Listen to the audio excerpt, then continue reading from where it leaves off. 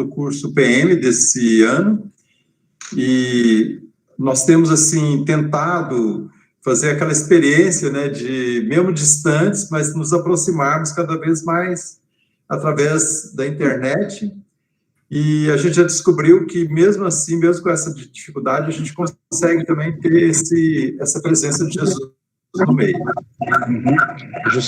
Nós pensamos nesse ano, exatamente, incentivar esse agrupamento das pessoas para que elas se liguem aos grupos para fazer a escola, porque isso talvez seja até um estímulo para a gente dar sequência. Porque o curso não é somente essas aulas que nós estamos passando aqui, mas ele tem uma riqueza muito, muito grande, que são os temas que foram preparados pelo grupo central do Centro da Obra, né? O PM, Universidade Popular Mariana, do Centro da Obra, que fica em Roma. E nesse centro, eles prepararam 10 aulas, as aulas já estão traduzidas, elas já estão disponíveis, eu vou mostrar agora uma forma de vocês já terem acesso a essas aulas. Nós colocamos já 5 aulas nessa plataforma que vocês vão ver, e as outras 5 já estão prontas, mas a gente vai colocando aos poucos. Depois, assim, a ideia de todos são convidados depois a se inscreverem oficialmente, a gente vai fazer isso também através dos grupos, porque tem também além dos textos, além do estudo em grupo, existem algumas questões, algumas perguntas que são orientadoras para o estudo. Então, o curso não é somente essas aulas virtuais que nós estamos fazendo, são 5 aulas virtuais programadas, agosto, setembro, outubro, novembro, dezembro. Mas existem também textos, 10 textos, né, são as 10 aulas que foram feitas, e existe também essa proposta de nos agruparmos. Então, eu vou mostrar uma forma que nós colocamos, vamos ver se dá certo, depois se todos conseguem acessar. Se tiver dificuldade, vocês retornam dizendo da dificuldade, mas, sobretudo, a gente gostaria mesmo era que os grupos funcionassem. Grupos por cidades, grupos por setores, grupos por movimentos. Ou seja, a nossa experiência de estudo não é diferente da experiência que a gente deve fazer no dia a dia da vida da obra, da vida do movimento, né, da obra de Maria, né, do movimento, da vida que a gente faz, da experiência de Jesus no meio. Aliás, o título do curso desse ano é Jesus no Meio, e a gente acha que devemos incentivar esse estudo, né, mais próximo, né. A maioria dos grupos já sabe como fazer esse estudo. Depois, se também alguém tiver essa necessidade de saber como é que é feito, nós temos vários professores doutores aqui que já fazem isso de uma forma há muitos anos. A Universidade Popular Mariana, o PM, que a gente chama, completa 40 anos agora em outubro, dia 15 de outubro. E muitos de nós aqui tivemos também a felicidade de participar desde o primeiro dia, né? Então, essa é uma forma também de partilhar aquilo que a gente as experiências que nós já tivemos de estudo. Vou mostrar agora, vou ver se eu consigo, a tela onde nós temos esse link. Vamos ver aqui se dá certo. Deu certo? Estão vendo? Vai aparecer.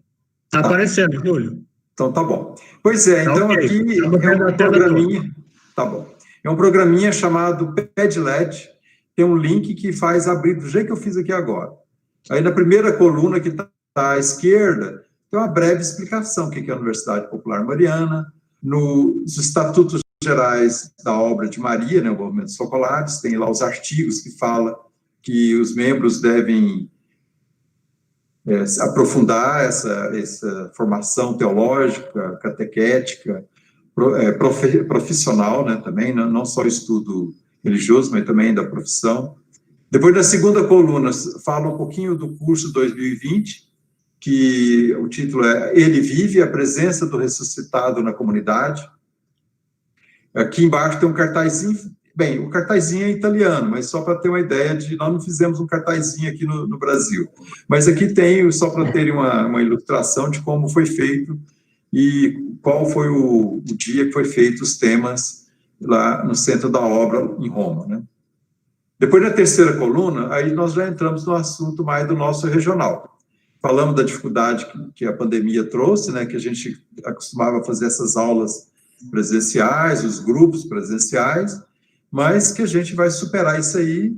E aqui tem uma breve explicação de como fazer a inscrição, lá no finalzinho tem as notas, né, notas, assim, informações, inscrição, tem um valor para quem for matriculado, matrículas novas têm um formulário próprio, e o acompanhamento vai ser através dos grupos de estudo. E avaliação, tem avaliação, viu? O negócio é muito sério.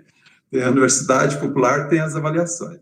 Mas de uma avaliação é feita também nesse espírito de comunhão, então não é nem para ninguém se assustar. É justamente uma experiência também de comunhão, de partilha, mais importante é ter a sabedoria, né? A gente quer chegar à sabedoria, não à erudição, esse conhecimento sem... Então, vai ter também essa avaliação. Esse aqui são as notas para aquelas pessoas que, de fato, foram se inscrever. E todos são chamados a se inscrever. Bem, então aí vem a outra coluna, que possui as duas lições.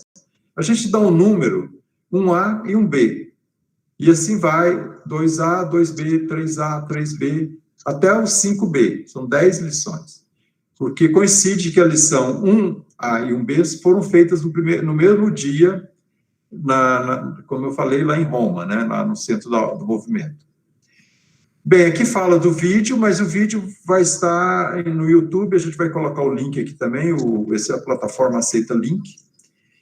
Então, já tem 5 temas aqui, todos né, falando de Jesus no meio, né? Então, os temas são muito robustos, né? Porque são preparados por pessoas com muita capacidade, né? E possuem muitas referências. E é um mergulho no coração, vamos dizer assim, de Chiara, que justamente nesse ano a gente celebra o centenário, né? Porque Jesus no meio foi, assim, aquilo que todo o itinerário de Chiara, né, convergiu, né? A revelação não, mas a iluminação dessa presença, e tanto que o tema que hoje o Padre Crispim vai fazer é exatamente a descoberta para a Igreja de Jesus no meio. Bem, então posso terminar aqui minha apresentação, vamos ver como é que eu paro ela aqui.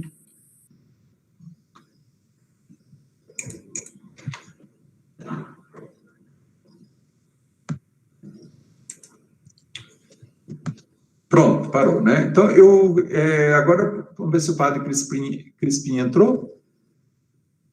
Acho que ainda não, Júlio. Acho que eu vou, enquanto... Ainda não entrou, Júlio. Então, eu vou fazer uma ligação para ele, e aí vocês continuam. Mas a gente tem o vídeo, então... Tem o vídeo, nós temos o vídeo, Mas é só para apresentá-lo mesmo, né? E quando ele entrar, podemos apresentá-lo, né? Exatamente, E a Andréia pode, talvez... Bem, mas era para apresentá-lo. Mas você pode explicar, Andréia, como é que vai funcionar o chat para as perguntas e tal, né? Sim, ótimo. Andréia?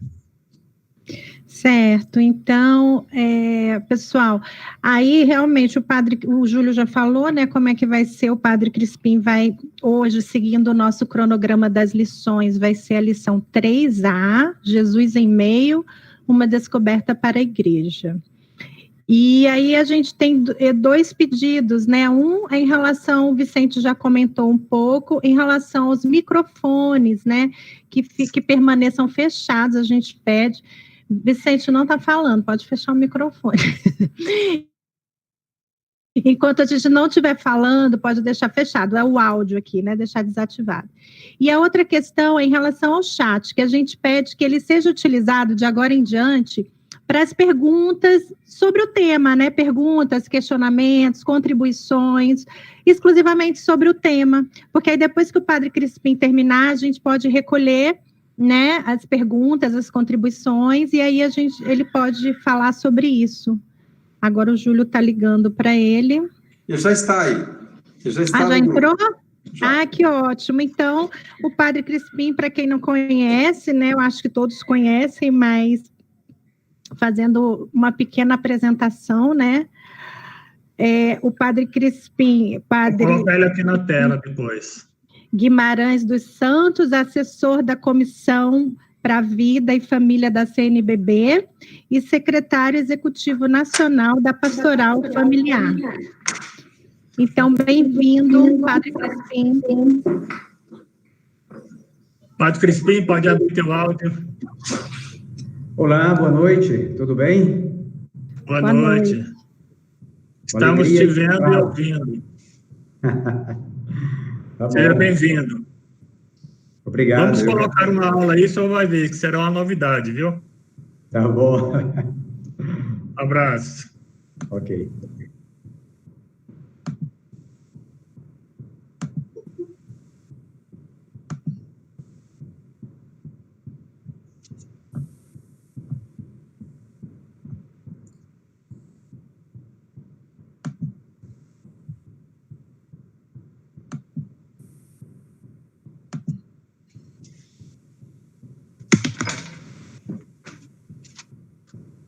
Gabriel.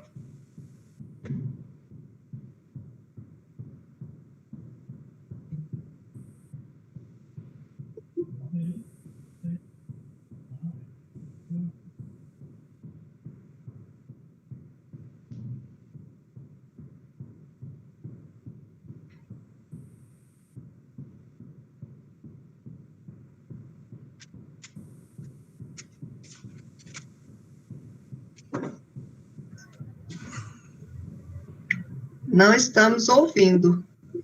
Vicente, acho que tem de tirar o plug. Você está dizendo a verdade, minha amiga? Só um minuto. Obrigado, amiga.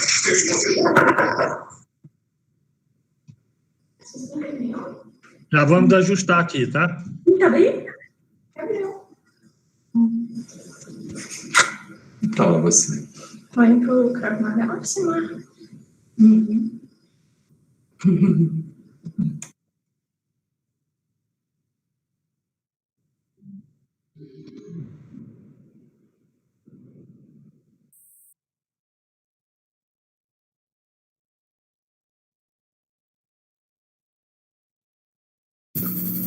Bem, como o nosso tempo é um tempo um pouco limitado, gostaria de trazer algumas perspectivas para que a gente possa construir juntos também, neste momento, essa presença de Jesus em meio, que nos falará, porque é Ele que nos fala. O inteligente, né, o sábio, é sempre o próprio Senhor que está entre nós.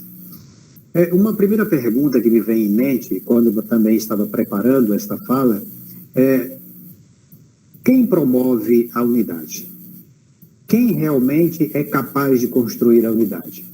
É claro que a resposta é Jesus em meio. Para nós que o conhecemos e o sentimos de forma diferente, é Ele. Porque a unidade é própria de Deus. Não por acaso, nós temos um só Deus, que é uno e trino. E esta relação de amor é a relação exatamente de Jesus que está, né, nesta comunhão com o Pai, através do amor expresso no Espírito. Então, a gente poderia dizer também que o Focolare só existe se houver unidade.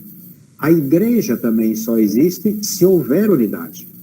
Agora, claro, uma coisa é aquilo que nós experimentamos na igreja, esta presença de Jesus, que todos nós conhecemos, obviamente, através do Evangelho, através dos Atos dos Apóstolos e das cartas apostólicas. E outra coisa é aquilo que Chiara nos faz intuir, a partir daquela perspectiva dos discípulos de Emaús, que sentiram o coração arder, porque exatamente tinha uma presença que, de forma amigável, como a própria Chiara lembra, no início da obra, foi se achegando e foi se revelando. E este revelar-se aos discípulos de Emaús mostra exatamente esta presença de Jesus que está entre nós. Estava entre eles, está entre nós. E é exatamente esta presença que faz, portanto, o coração do ser humano arder. Então, a igreja, claro, João Paulo II já lembrava bastante disso, o Concílio Vaticano II, a igreja é comunhão. Na CNBB, nós estamos trabalhando para aprimorar e para modificar o estatuto da própria instituição. E ali, uma das coisas que a gente gostaria de ter presente era a dimensão da sinodalidade, isto é, a comunhão que faz com que realmente a igreja seja missionária, que é a outra dimensão que a gente quer privilegiar também.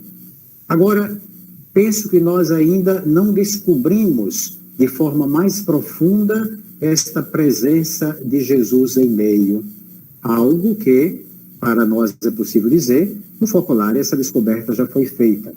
Então, ainda precisamos fazer um longo caminho como igreja para que aquele que está no nosso meio seja reconhecido e acolhido. Por isso, eu penso, já a partir da minha experiência de padre, que nossos planos de pastorais precisariam, antes de serem planejamentos para atrair Jesus, para que ele se estabeleça em nosso meio, deveria ser fruto, primeiro, da sua presença. Aí sim, as estratégias seriam as estratégias que o próprio Jesus nos revelaria. Então, pensando nisso, ele não está presente no Focolare só como algo do momento atual. Ele está presente para nos empurrar para frente, como num processo de dever ser, que é uma expressão que a filosofia usa, para lembrar que estamos sempre em busca de um processo crescente de alguém. E esse alguém, como nos lembra a própria Aparecida, né, porque a nossa religião é uma religião do encontro com a pessoa, para nós é o próprio Jesus em meio. É Jesus, só que em meio à comunidade. Então, não estar na igreja ainda como estar na obra. Estar na igreja, mas não como estar na obra. Veja, na igreja nós podemos ver a partir de Mateus, no capítulo 18, versículos 19 e 20, que de fato ali já é revelado a presença de Jesus. Onde 2 ou mais estiverem reunidos em meu nome, eu estarei no meio de vós. E aquilo que vocês pedirem como fruto da minha presença, o Pai vos dará. Esse discurso do capítulo 18, narrado por Mateus, é aquele discurso da correção fraterna, quando aquele que está na iminência da morte, na iminência de cair no pecado, deve ser reconduzido à vida. Primeiro se faz pessoa a pessoa, por amor, em um gesto de amor de quem vai ao encontro, depois 2 pessoas, a comunidade, até que esta pessoa perceba se quer ou não construir esse processo de acolher Jesus. Se não, diz o próprio evangelista, tomando as palavras de Jesus, que essa pessoa seja excluída da comunidade. Porém, com esses 2 versículos, o 19 e o 20, nós vemos claramente que é possível dar um passo ainda. Mesmo a pessoa fora da comunidade, nós somos chamados, porque estamos na presença de Jesus em meio, a continuar a buscar a vida daquela pessoa que deve converter-se ao próprio Senhor. Então, não desistimos de ninguém. Jesus em meio não deixa com que nós desistamos das pessoas, por mais que as situações sejam as mais adversas possíveis. Então, a gente percebe, a partir da obra, que uma coisa é a gente conhecer como se conhece o Jesus histórico, ou até teologicamente a gente conhece a própria pessoa de Jesus. Outra coisa é sentir Jesus. Sentir significa fazer a experiência, perceber que ele está entre nós, perceber que ele nos revela o caminho a ser seguido. E é claro, a partir disso, a gente pode começar a fazer perguntas que são interessantes para nós que estamos aqui e que somos igreja. Por exemplo, o que é a igreja? Significa perguntar qual a identidade da esposa de Cristo. Ora, a identidade da esposa de Cristo está intimamente ligada com o seu esposo, com Jesus.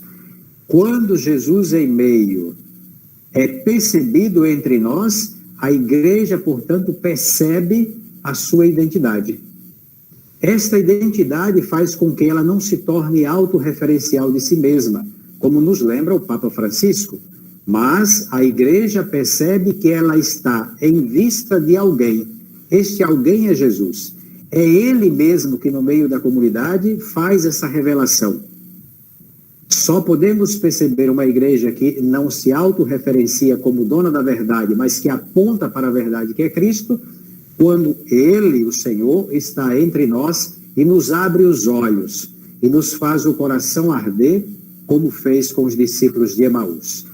E é claro que a partir disso nós vamos vendo que há uma plenitude da presença de Jesus entre nós quando somos capazes de viver o mandamento do amor. Aqueles que estão juntos, que têm a presença, obviamente são capazes de dar a vida uns pelos outros. Isto vai criando, portanto, esta dimensão desta presença que vai sendo percebida de forma plena já aqui também entre nós. Feito isso, então, a identidade da igreja se revela. A igreja percebe quem ela é. Isto é, a presença do Senhor faz com que a igreja descubra quem ela é. E depois, ao mesmo tempo, ao descobrir quem ela é, ela descobre também que é distinta daquilo que não é Jesus. Portanto, na linguagem teológica, mundo e igreja, né? A igreja percebe quem é, portanto, é esposa de Cristo e para ele se direciona e a todos também direciona, e ao mesmo tempo ela percebe as realidades que estão fora desta comunhão e desta presença. Ao mesmo tempo que se identifica, também se distingue. Com o tempo, nós podemos perguntar, já que os primeiros cristãos, vimos aí na passagem do Evangelho, narrado por Mateus, e também temos nos Atos dos Apóstolos, que é bem nítida esta presença de Jesus em meio, que revelava o caminho da igreja. Com o tempo, esta presença, pela própria estrutura, pelo tamanho, pelas situações adversas, ela foi sendo camuflada, ela não deixou de existir. Ela sempre existiu e sempre conduziu a igreja. Por isso a igreja até hoje está presente entre nós. Mas ela não era mais sentida de tal forma como nos primeiros tempos. A estrutura aqui, portanto, ela não é ruim, mas ela não pode tomar o lugar daquele que motiva a vida da igreja, que é o próprio Senhor. E só ele, portanto, entre nós dá para ver e revelar que a estrutura é secundária. É ele que é o objeto primeiro da nossa existência, do nosso querer bem e do nosso agir. Então, a partir disso, nós vamos percebendo que a presença de Jesus entre nós não é porque nós somos bons, não é porque nós merecemos. A presença de Jesus entre nós se dá porque ele é dom, porque ele se faz livremente presente desde a criação, os elementos da criação, vamos perceber toda esta presença da Trindade, né? A presença do Filho, a presença do Espírito, a presença do Pai. Como a doação de amor no ato da criação e, sobretudo, da criação do ser humano. Por isso que o Papa Francisco vai dizer na Evangelho Gaudium, número 71, que a partir da presença de Jesus entre nós, nós conseguimos ver o mundo de forma diferente. E como na espiritualidade da unidade, os pontos da espiritualidade estão intimamente ligados, não dá para pensar em Jesus em meio, sem pensar em Jesus abandonado e etc. Veja, até quando as situações parecem situações do mal, Jesus em meio nos revela a presença dele como um abandonado. É o abandonado que se faz presente em certas situações que, fora da perspectiva de sentir Jesus entre nós, nós veríamos de uma forma diferente. Então, muda a nossa percepção da vida, da própria vida e da vida como um todo. E o Papa Francisco traz também essa reflexão na Evangelho Gaudium. Esta presença, obviamente, ela pode ser percebida, e mais do que isso, ela é sentida para além do intelecto, em outras dimensões. A palavra que se fez carne e que continua a habitar entre nós é o próprio Senhor, Esta palavra que toda vez que nos fala, deve também fazer surgir em nós o desejo de uma conversão, isto é, de uma mudança de rumo, de um novo jeito de ser, que comungue com o jeito de Jesus, nos sacramentos que, para nós, se quisermos a linguagem da psicologia, comungam plenamente com aquilo que nós falamos de fases do desenvolvimento, que nos acompanha do batismo até o final da vida, em um processo crescente de comunhão com o Senhor. Portanto, a palavra vai nos ajudar a ter essa percepção nova. E os sacramentos também vão nos introduzir neste caminhar crescente até a comunhão sempre mais perfeita no nosso processo de dever ser nesta presença de Jesus em meio entre nós. Portanto, é um dom que nós sentimos como um fato. Não é algo que nos falam, mas que nós podemos sentir, especialmente pela espiritualidade da unidade.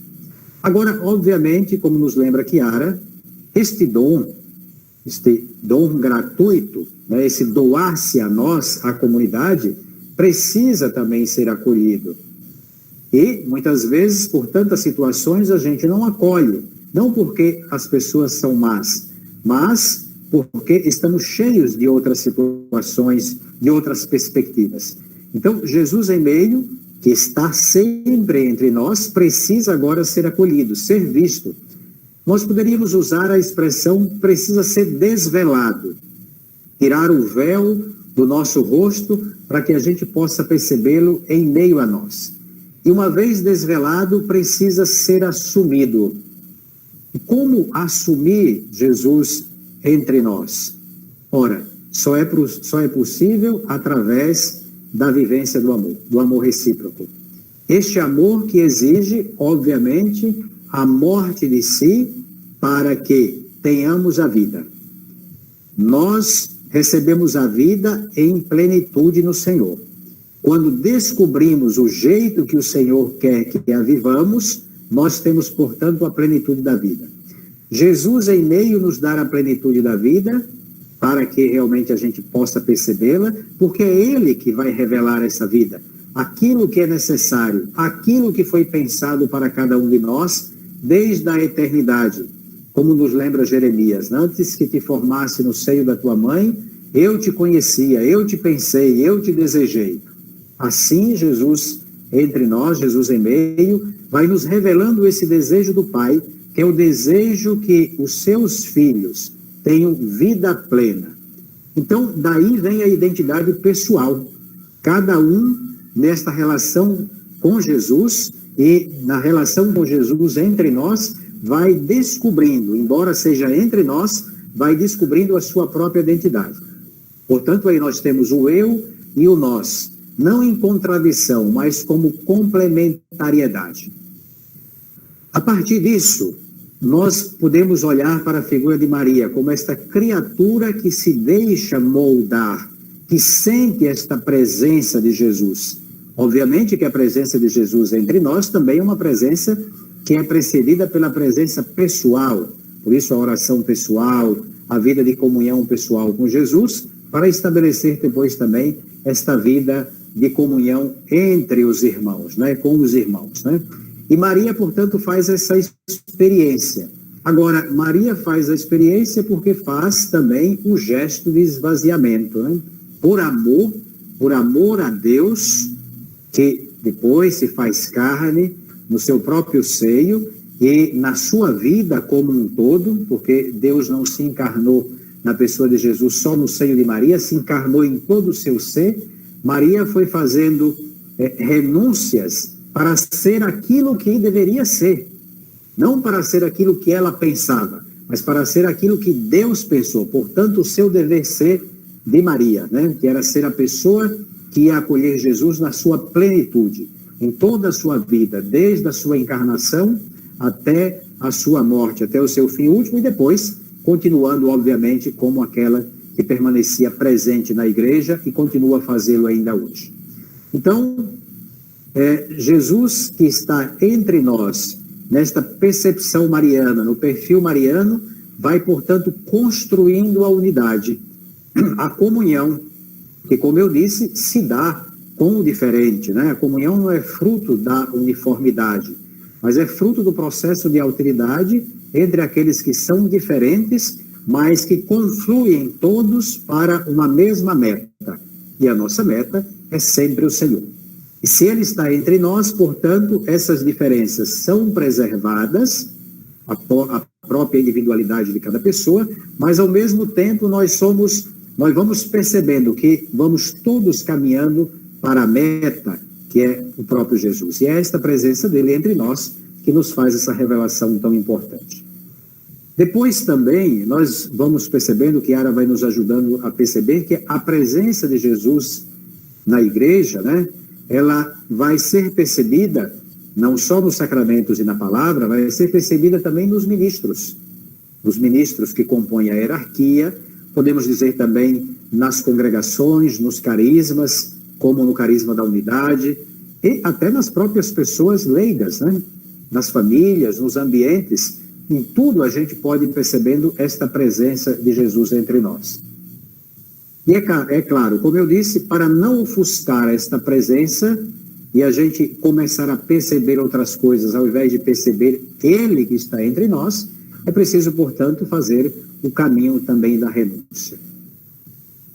É óbvio, e Chiara sente isso, e todos nós, certamente, nas nossas experiências de comunidades, sentimos que a percepção de Jesus entre nós é uma percepção que renova o ambiente, que faz, como lembrei o Papa Francisco, com que cada pessoa tenha um olhar novo para situações, às vezes, antigas. Olha, uma experiência pessoal que eu acho interessante, talvez vocês também tenham passado por isso. Nós falamos de encontro com Jesus. Quantas pessoas tiveram o encontro querigmático com Jesus? Através de uma Mariápolis, ou através da espiritualidade da renovação carismática, do cursilho, a espiritualidade inaciana, aquele primeiro encontro que fez com que as pessoas se apaixonassem. Um encontro que, de certa forma, é um encontro individual com o Senhor.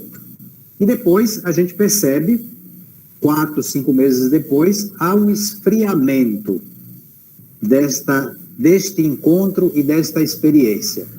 Porque a experiência que eu faço é uma experiência para mim, obviamente, depois ela precisa se transformar em uma experiência para nós. Isto é, nós precisamos fazer esta experiência de Jesus entre nós, porque aí sim ele vai nos levando a relações que são relações segundo o seu projeto.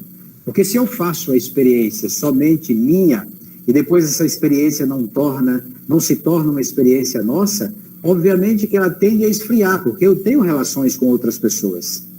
Mas quando essa experiência vai se tornando uma experiência coletiva, portanto, onde 2 ou mais, aquele encontro que me fez o coração arder, continua em um processo crescente, em um processo de amadurecimento, a me ensinar um novo modo de vida. Isso é tão comum a gente perceber nas nossas relações, no nosso cotidiano. Então, também nós vamos percebendo que para muita gente, por exemplo, a missa é, para muitos jovens, para muitos adultos, enfadonha, porque parece que é algo repetitivo. Quantas vezes ouvi isso? Bom, eu não vou nesta missa porque é sempre a mesma coisa, mas quando tem algo diferente, quando tem, expressões diferentes na missa, muita gente gosta de ir, porque diz, não, essa missa é alegre, se canta, tem dia que tem teatro, tem isso. Bom, é exatamente esse desejo de uma novidade sem Deus que às vezes faz com que a gente viva uma religião profana. Já com a percepção de Jesus em meio, a missa, que é sempre a mesma e é sempre nova, ela é percebida exatamente como deve ser. O momento presente em que Jesus renova a nossa vida de comunhão com Ele e entre nós. Então, até estas situações, que seriam situações corriqueiras, diante do mundo que a gente chama laico, para nós não, se torna profundamente cheio de sacralidade, como também em outros gestos até fora da própria liturgia. De tal forma que toda a liturgia se torna algo renovado, algo novo, porque é Ele que nos faz perceber, sempre novo, a sua presença através dos sacramentos e especialmente na liturgia que se celebra tanto na missa, como no batismo, como na confissão, né? Cada um tem a sua liturgia. E aqui, portanto, nós vamos percebendo que a presença de Jesus entre nós, nesse processo de sinodalidade, vai transparecendo também para as pessoas. Eu lembro que na paróquia onde eu estava, tentando viver sempre essa dimensão do carisma da unidade, e obviamente construindo isso devagar, não tanto com propaganda, mas sobretudo com a vida. Um dado momento, acho que no 5º ano que eu estava na paróquia anterior ao meu trabalho agora na comissão, uma pessoa, um casal, se reportou a mim e disse, olha, nós gostamos de vir aqui, embora o nosso território não seja o território desta paróquia, mas nós gostamos de vir aqui e nos tornamos paroquianos, as chamadas paróquias afetivas, porque sentimos que aqui tem um clima de família. Para nós, a gente percebe que há uma eclesiologia onde todos se envolvem em vista de uma finalidade, que é Jesus. Essa pessoa mal sabia que isso é fruto da percepção de Jesus em meio, né? Quer dizer, ela, mesmo não conhecendo o carisma, ela sentia e ela percebia esta presença nova, que renova também o nosso pensamento, que renova o nosso coração, que faz o coração também arder. E muitas vezes eu cheguei a ouvir também essas expressões. Então, quando a gente pensa hoje, a gente fala de missão, né? Que é uma expressão nova. Missão é uma expressão nova, embora no Evangelho a gente escute o próprio Jesus dizer, né? Ide pelo mundo, anunciai o Evangelho, fazei discípulos meus, batizando-os em nome do Pai, do Filho e do Espírito Santo. O princípio da missão está aí. Mas os primeiros cristãos, obviamente, não conheciam a palavra missão. Como nós conhecemos hoje, além fronteira, vai ali, vai acolá, tem estratégias de missão. Os primeiros cristãos conheciam a presença de Jesus em meio. E esta presença de Jesus em meio era que fazia com que eles se tornassem missionários fiéis. Então, por isso que as pessoas olhavam e diziam, veja como se amam, veja esta comunidade. E esta comunidade atraía. O anúncio da palavra que se dava, obviamente, também com a própria fala, se dava especialmente pela expressão do amor, fruto desta presença de Jesus que fazia o coração arder. Então, o conceito de missão que nós temos hoje, os primeiros cristãos não tinham, mas como poucas pessoas ao longo da história, eles souberam viver a missão.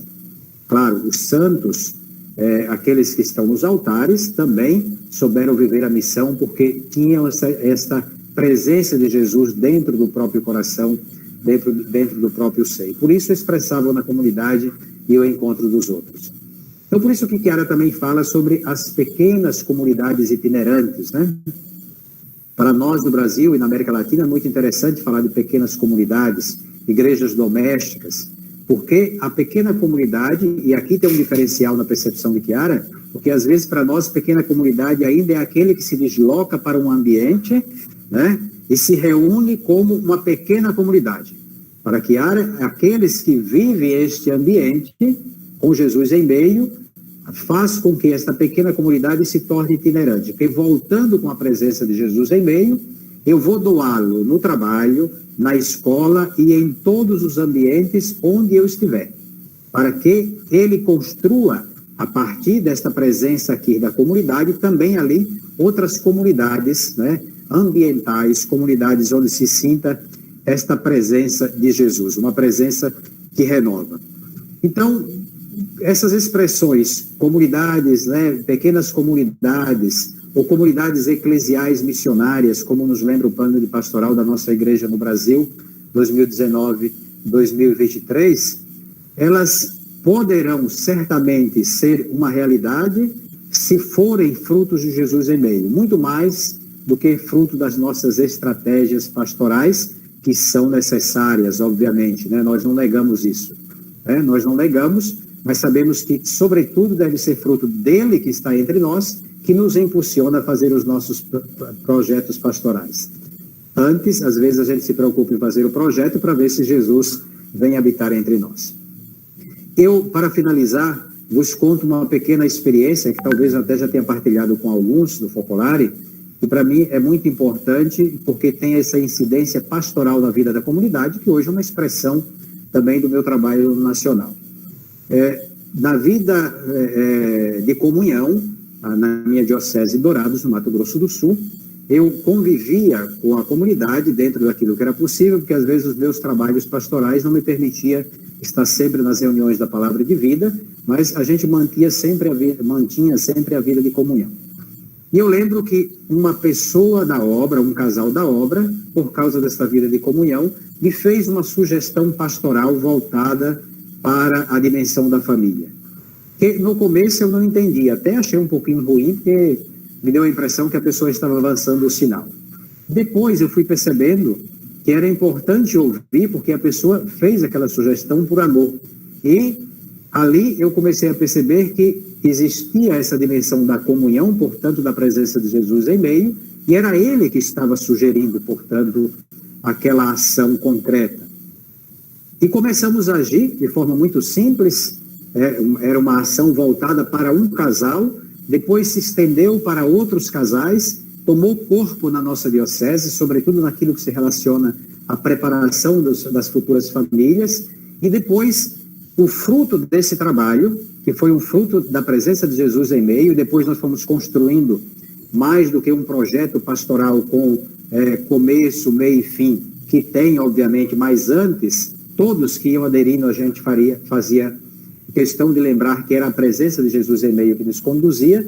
Depois isso tomou um corpo tão grande na nossa diocese, no nosso regional, que se expandiu para o nacional.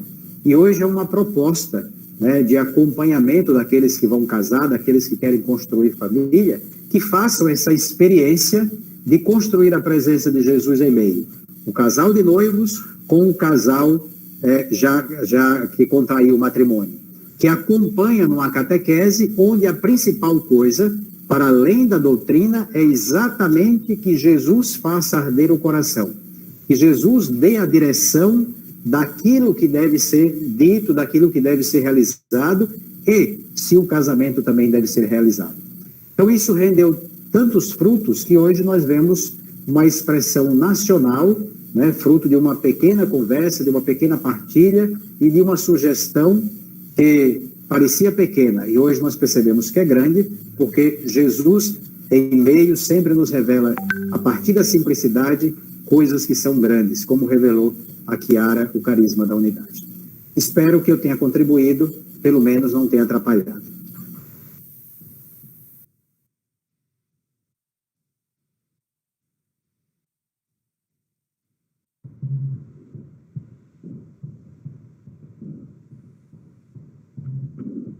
Todos ouviram aí? Sim, muito bem, excelente. Ah, que ótimo. Muito obrigado aí, Padre Crispim. Andréia? Olha, o pessoal está meio tímido aqui para fazer pergunta, né? Mas, assim, tem uma contribuição muito bela que o Júlio escreveu aqui, né? A sinodalidade é a forma de percepção da presença de Jesus em meio que veio muito em destaque nos últimos anos. É isso mesmo? É no caminhar juntos que podemos mostrar essa presença, Padre Crispim? Veja, sinodalidade significa comunhão, né? Desde o Concílio Vaticano II, isso tem estado muito em evidência.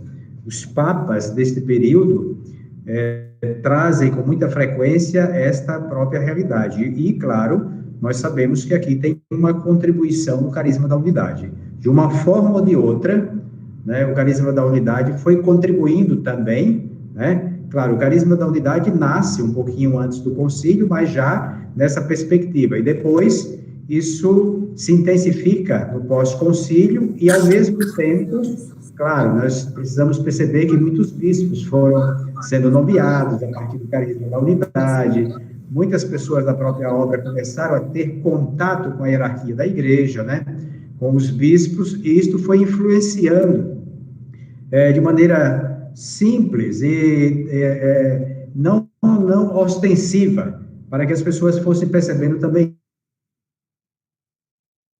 quando as pessoas participam, quando as pessoas são capazes de comungar as suas ideias. E aqui não é comungar ideias, qualquer ideia, né? É comungar ideia que é fruto exatamente daquele que está entre nós. É ele que nos dá as ideias para que sejam colocadas em partilha, em comunhão. Isso é a sinodalidade. Então, a gente percebe que isto hoje é algo que se busca muito.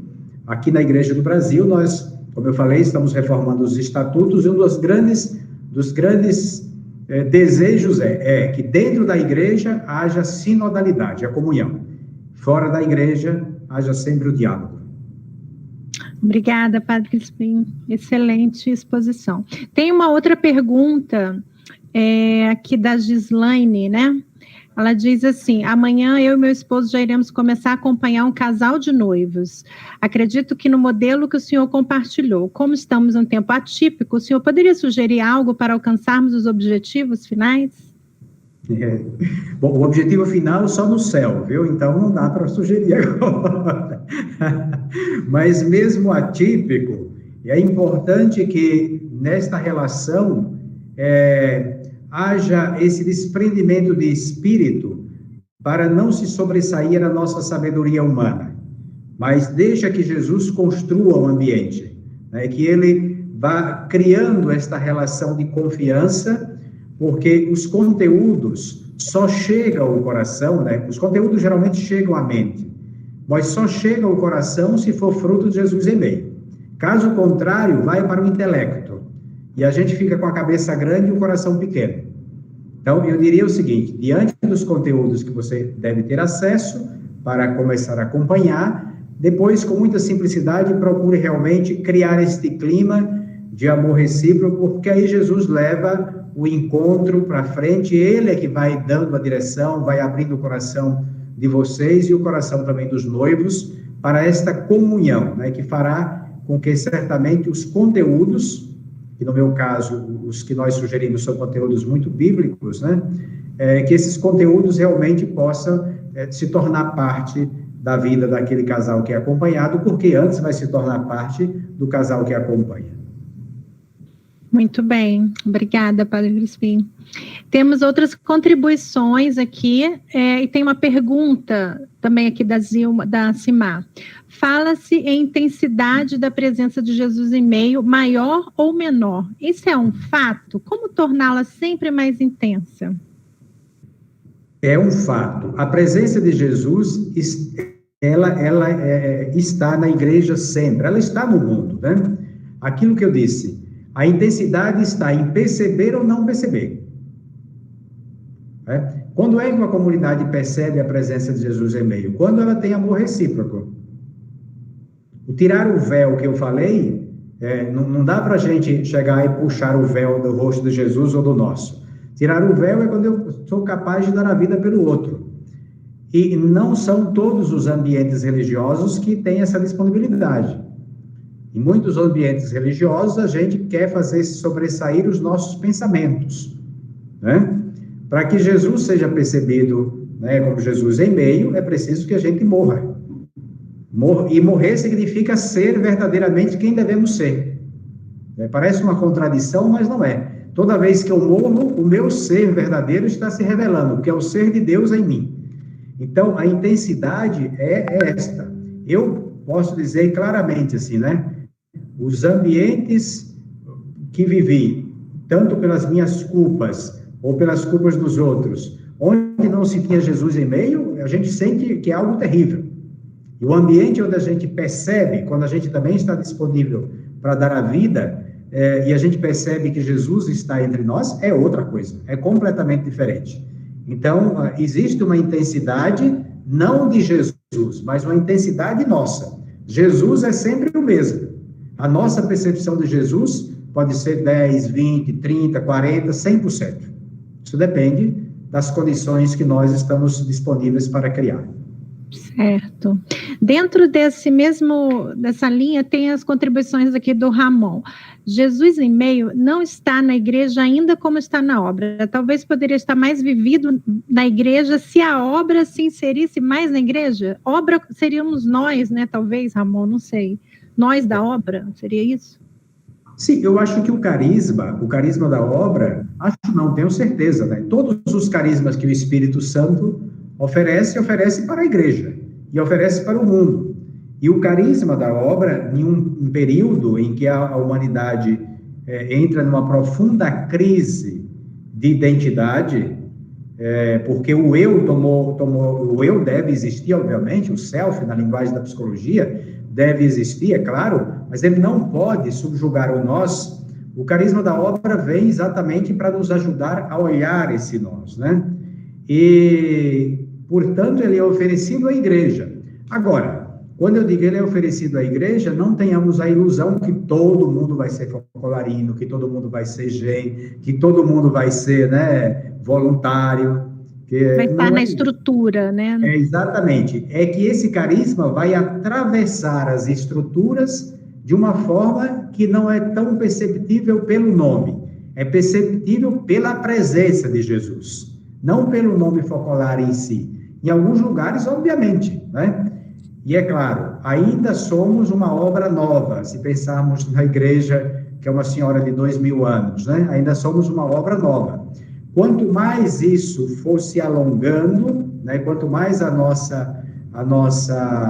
nosso carisma for se alongando, ele vai permeando o ser da igreja e vai dando esta percepção também à igreja. Então, quando eu falo que não é percebido de um jeito como é na obra, é nessa linha, né? E mais que isso, penso que com o tempo vai ser cada vez mais percebido que o Espírito Santo tem seus caminhos e ele é mais esperto do que nós. Certo, muito bem. Tem uma outra pergunta interessante. Independente de religião, pode-se ter Jesus em meio? Sim, sim. Ora, quem é o autor do homem? Né? O autor do homem é Deus.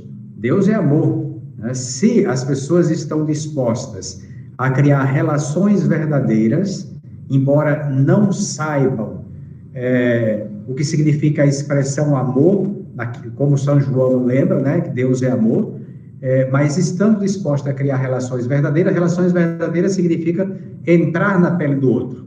Né? Isso, para além do cristão, para além do católico, é possível o ser humano fazer essa experiência. Então, se a humanidade é capaz de fazer, né, se um grupo de pessoas, 2 ou mais, como lembra Jesus, independente da religião, está disposto a dar a vida pelo outro, vai ter a presença de Jesus em meio, sem saber que é Jesus em meio. Vai sentir a mesma alegria, mas não vai saber nomear, né? Dizer, aqui é Jesus em meio, mas vai sentir, isso é fato. Entendi. Muito obrigada, Padre Crispim. Temos uma outra contribuição que eu queria ler da Margarete, que eu achei bacana. Ela diz, essa aula me fez refletir sobre a riqueza do carisma para nós e para o mundo. Convidou-me a valorizar mais este tesouro que é construir Jesus no meio. Porque, de fato, Jesus no meio não é para nós, né? É para a humanidade, é para o mundo, né? Independentemente de religião, pelo que o senhor falou aí, de qualquer escolha, né? Isso mesmo. É um carisma para o mundo, né? E não é só, e como você disse, não é só para o mundo cristão. É um carisma para o mundo, estamos falando de fato do mundo, né? Para todos, porque abre um leque para além daquilo que nós conhecemos como adversário, e na obra nós conhecemos como diferente, que são duas coisas que não são iguais.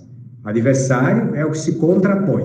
O diferente é aquele que tem posições que nem sempre são iguais às minhas, mas não está em oposição a mim, né? Então, a obra, ela nos leva a entender o mundo nessa perspectiva. Muito obrigada, Padre Crispim. Eu não sei se alguém mais gostaria de... Tem mais uma pergunta que chegou agora, peraí.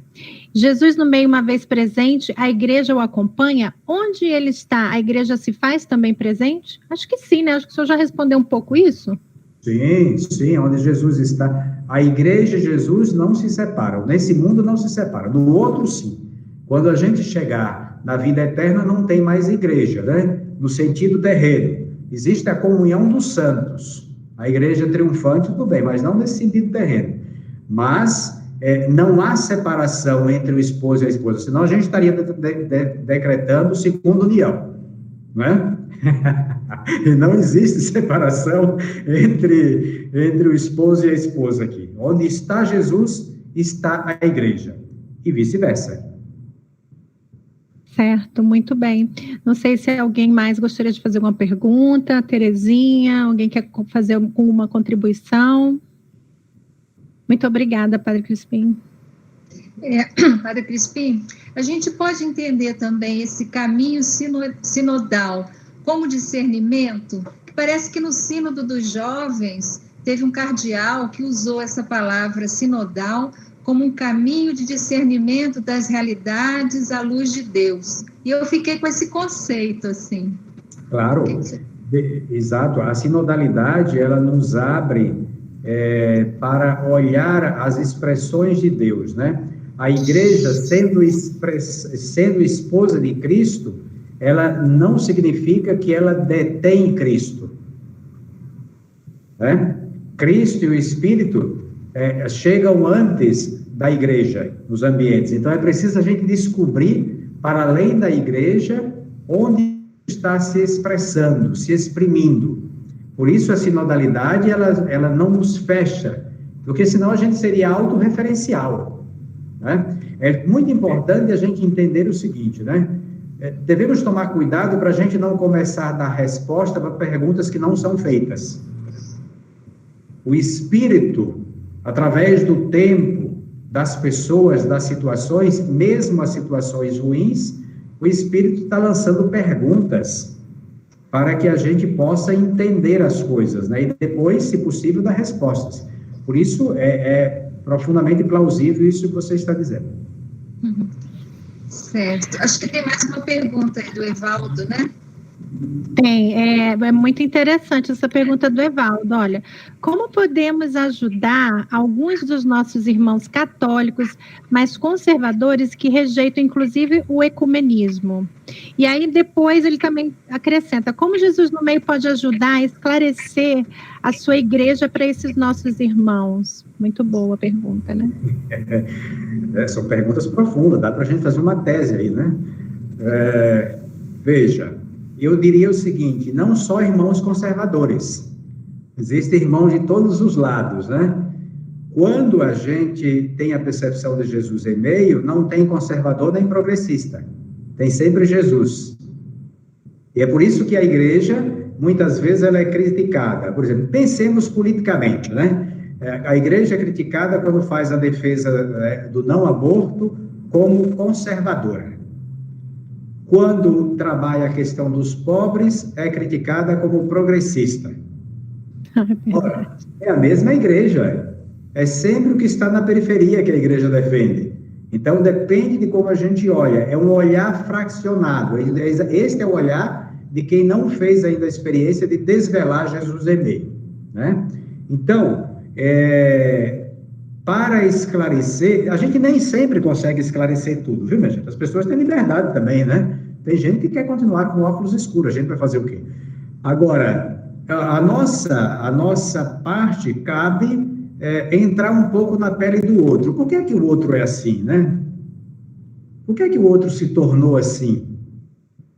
E, de repente, comungando com o outro, a gente consiga dizer com a nossa vida que as coisas não são bem assim.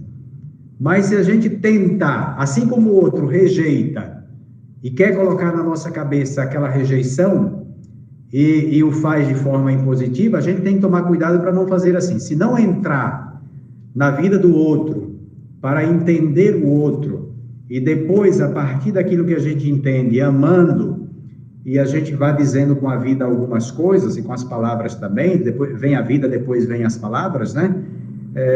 Sem esse pressuposto, dificilmente as pessoas entenderão. Vão ficar sempre fechadas, né? Então, aí a vida de comunhão precisa ser estabelecida, porque é o próprio Jesus em meio, como fruto da comunhão, que vai dizer para aquele irmão, olha, eu sou diferente, eu penso diferente, não sou eu que vou dizer, é o próprio Jesus. Porque a nossa ideia também, veja, é muito perigoso esse tipo de coisa. Quando a gente acha de esquerda ou de direita, ou não sei lá o quê, e a gente diz, a gente já vai nomeando, significa que provavelmente a gente está no mesmo pé do outro. O outro se coloca em um patamar e eu me coloco no outro. Isto não estabelece diálogos e dificilmente estabelece a comunhão. Obrigada, Padre Crispim.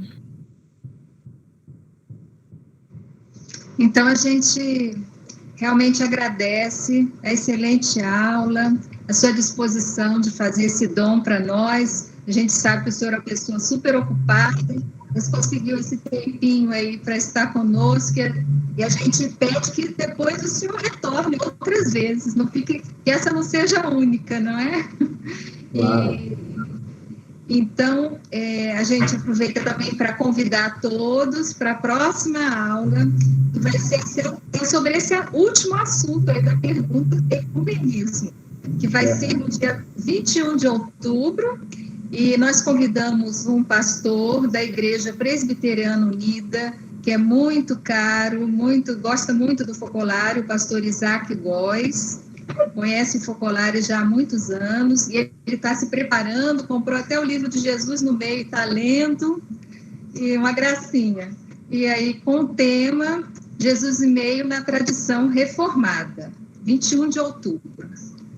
Então é isso, boa noite a todos e muito obrigada. Terezinha, só um aviso.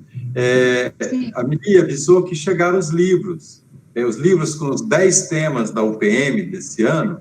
Algumas pessoas tinham comprado, então já chegaram os livros. Estão no Focolário de Taguatinga e segunda-feira, no máximo, vai estar no Focolário do Plano.